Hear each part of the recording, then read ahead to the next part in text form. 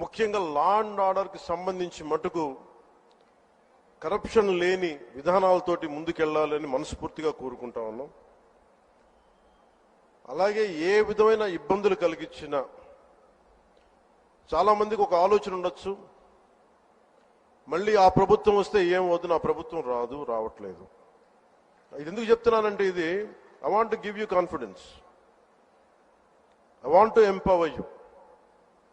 ఎందుకంటే మేమందరం ఇంక సహించడానికి సిద్ధంగా లేము. ఇక్కడ ఈ కూటమి ప్రభుత్వం తక్కువ మేము మాట్లాడుకుంది 15 నుంచి 20 ఏళ్ళు ఉండాలి. ఎందుకు అనుకున్నామంటే, ఆంధ్రప్రదేశ్ వికసిత్ ఆంధ్రప్రదేశ్గా ఉండాలి, వికసిత్ భారత్లో భాగంగా ఉండాలి. అంటే ఈ ఐక్యత చెడగొట్టే పరిస్థితుల్లో నేను లేను, ఎవరు కూడా లేవు.